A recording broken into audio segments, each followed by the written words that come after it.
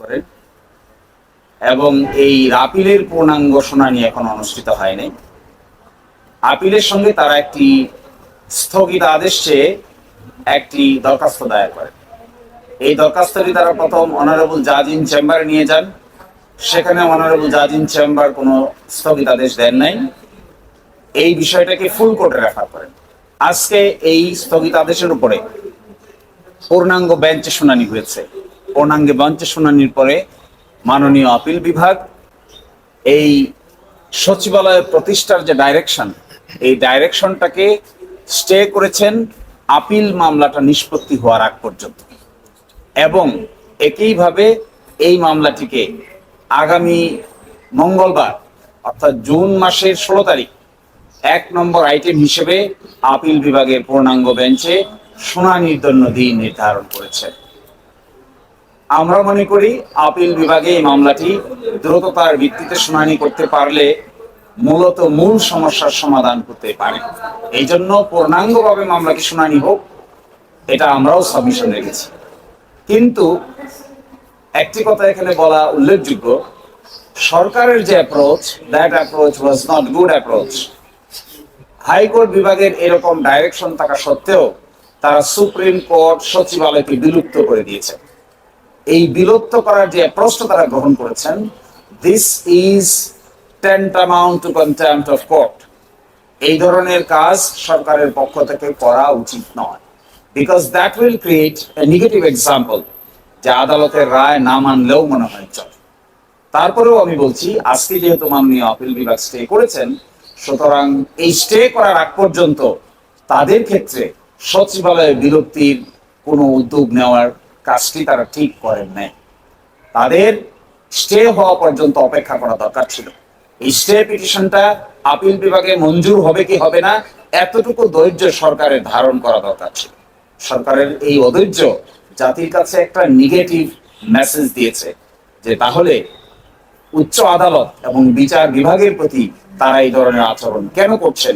আপনারা দেখবেন 19 মে 2026 সালে তারা সচিবালয়ের সচিব সহ 15 জন ঊর্ধ্বতন কর্মকর্তাকে বিলুপ্ত করে ভূতাপেক্ষভাবে আইন মন্ত্রণালয়ের উপরে তারা ন্যস্ত করেছেন। That was A contemptuous work in my view. তারপরেও আজকে থেকে যেহেতু তারা স্টে পেয়েছেন, সুতরাং আজকে থেকে তাদের সামনের কাজগুলো আইন অনুযায়ী হবে, এটা আমরা প্রত্যাশা করি। আমরা এটাও প্রত্যাশা করি আমাদের আপিল বিভাগ গুরুত্বের বিচারে এই মামলা শুনানি করছেন।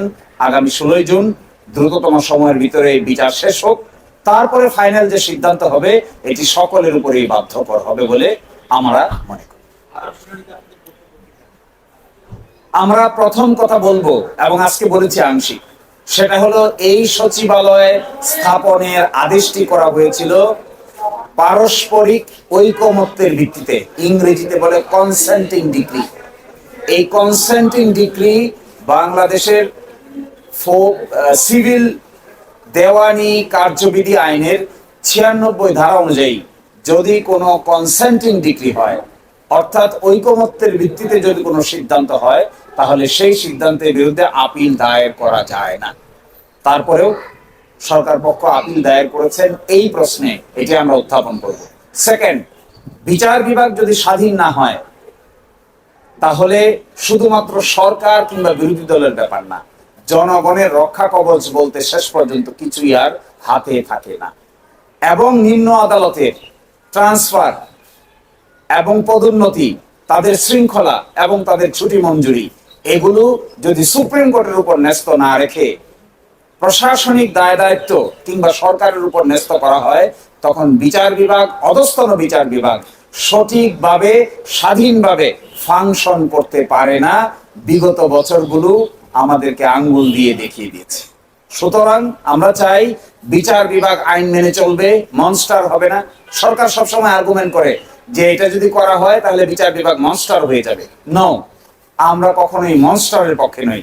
আমরা বলছি বিচারকদের আচরণ বিধি থাকবে, ইন্ডিপেন্ডেন্স থাকবে। আচরণ যদি ভায়োলেট করেন তাহলে আইন অনুযায়ী বিচার হবে, কিন্তু যদি ইন্ডিপেন্ডেন্স না থাকে তাহলে জনগণের জন্য তারা ভালো বিচার করতে পারেন না। এই জন্য ইন্ডিপেন্ডেন্স অবশ্যই দরকার। Independence 3 category. এক ক্যাটাগরি ইন্ডিপেন্ডেন্স দরকার তাদের অ্যাপয়েন্টমেন্ট এবং তাদের জব সিকিউরিটি। আরেক ক্যাটাগরি ইন্ডিপেন্ডেন্ট দরকার তাদের ফাইন্যান্সিয়াল সিকিউরিটি। আরেক ক্যাটাগরি ইন্ডিপেন্ডেন্ট দরকার, তাদের ইনস্টিটিউশনাল সিকিউরিটি। বিচারকদের যদি আপনি ফ্যাসিলিটি না দেন, তাহলে তো বিচার কার্য সম্পন্ন করা সম্ভব হবে না।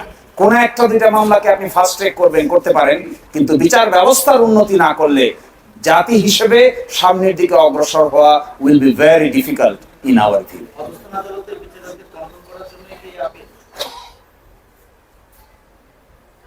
কন্ট্রোল করা কতটুকু করবেন তারা ঠিক করবেন, কিন্তু তারা যে সচিবালয় এখানকার বিলুপ্ত করে দিয়ে মাননীয় আইন মন্ত্রণালয়ের অধীনে যে ন্যস্ত করেছেন, আমি মনে করি এই কাজটা হয়ে গিয়েছিল অন্তর্বর্তী সরকারের আমলে। হয়ে যাওয়া কাজটাকে আবার আনডান করাটা তাদের উচিত হয় নাই। কোনো না কোনো দিন হয়তো তারা পস্তাবেন এই কাজের জন্য।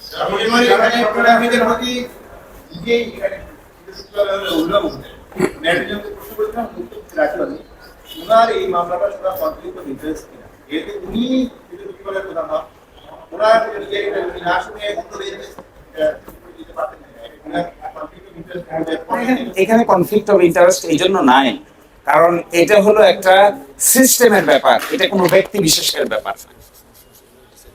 এবং এই প্রশ্ন, আপনার এই প্রশ্নের উত্তর ডিসাইডেড হয়ে গেছে 16তম সংশোধনীর মামলায়।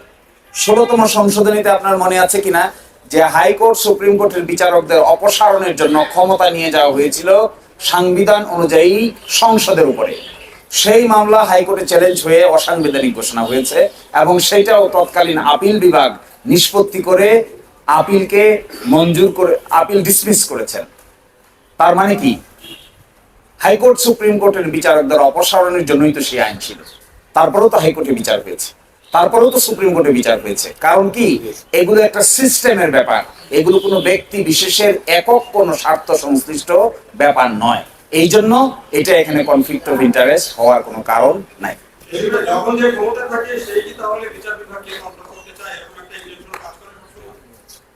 এই প্রশ্নের জবাব দিতে পারবে সরকার, এই প্রশ্নের জবাব দিতে পারবে বাংলাদেশের পার্লামেন্ট। কিন্তু আমরা এক্সপেক্ট করি অবশ্যই অবশ্যই কোনো সংক্ষিপ্ত দৃষ্টিভঙ্গিতে বিচার বিভাগকে বিবেচনা করা উচিত না। যে যখনই সংক্ষিপ্ত দৃষ্টিভঙ্গিতে বিচার বিভাগকে ব্যবহার কিংবা বিচার বিভাগের উপর রিলাই করার চেষ্টা করবেন, সে বা তারাই সময়ের ব্যবধানে অবশ্যই একই ধরনের প্রশ্নের সম্মুখীন হবেন, শুধু সময়ের ব্যাপার।